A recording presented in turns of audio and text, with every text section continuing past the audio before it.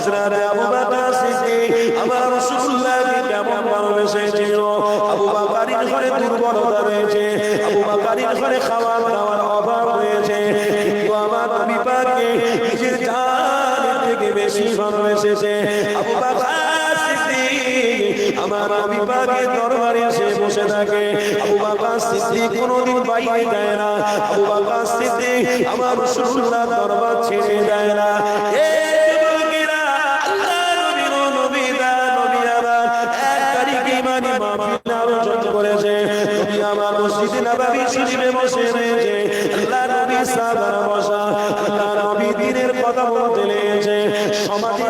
সমাজে খারাপ সমাজকে ভালো রাস্তা দেখানোর জন্য সাহাবাদেরকে বিদায় দিয়েছে।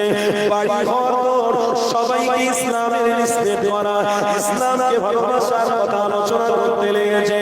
আল্লাহ নবী আমার জান্নাত জাহান্নামের কথা বলতে লেগেছে। আল্লাহ নবী সাহাবারা সবাই মিলে শুনতে লেগেছে।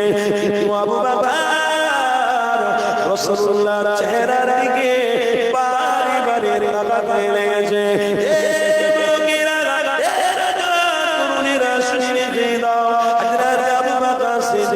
আমার নবী পাকের বারে বারে তাকাতে লেগেছে। আল্লাহ নবীর নজরটা আবু বকর সিদ্দিকের দিকে পড়ে গেল। আল্লাহ নবী সাহাবী আবু বকর মুখটাকে নিচু করে নিল। আল্লাহ নবী আমার কথাটা বন্ধ করে দিয়ে আল্লাহ নবী সাহাবা আল্লাহ আবু বকর সিদ্দিককে ডাক দিলেন, এ আবু বকর তুমি এখানে এসো। আল্লাহ নবী সাহাবী আবু বকর আমার হাবিবের সামনে দাঁড়িয়ে রয়েছে। আমার রাসূলুল্লাহ জিজ্ঞাসা করতে লেগেছে, এ আবু বকর আমি যখন কথাবার্তা বলছি না তুমি বারে বারে আমার চেহারার দিকে নজর দিচ্ছিলে কেন? হযরত আবু বকর বলেছিলেন, ইয়া রাসূলুল্লাহ ইয়া হাবিবাল্লাহ আমি বারে বারে আমার রাসূলুল্লাহ চেহারার দিকে নজর দিচ্ছিলাম কেন?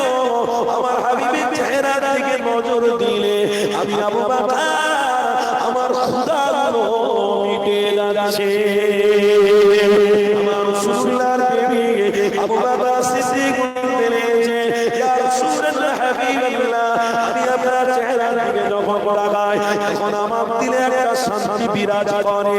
আমি আবু বকর সিদ্দিক আমি যখন আপনার চেহারার দিকে তাকাই তখন আমার ঈমানি জোশ বেড়ে যায়। আমি আবু বকর সিদ্দিক আমি যখন আপনার চেহারার দিকে তাকাই তখন আমার ক্ষুধাগুলো মিটে যায়।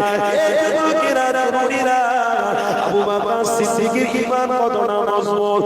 আর সেই আবু বকর সিদ্দিক আমার রাসূলুল্লাহর সাথী হয়ে আল্লাহর জান্নাতি হয়ে গেছে। এটা হলো বিশাল বড় একটা ইতিহাস। সমাজের মানুষ আপনারা আপনাদেরকে জানিয়ে দিই, আবু বকর সিদ্দিক যদি আমার রাসূলুল্লাহকে ভালোবেসে জান্নাতি হয়ে যেতে পারে, আমি কেন আমার রাসূলকে ভালোবাসতে পারবো না? আমি কেন আমার হাবিবকে ভালোবাসতে পারবো না? আবু বকর আপনার আমার মতো মানুষ ছিল, আবু বকরের সংসার ছিল, আবু বকরের টাকা পয়সা অর্থ ব্যবসা ছিল, তবুও রাসূলুল্লাহকে ভালোবাসে, রাসূলুল্লাহকে প্রেম করে।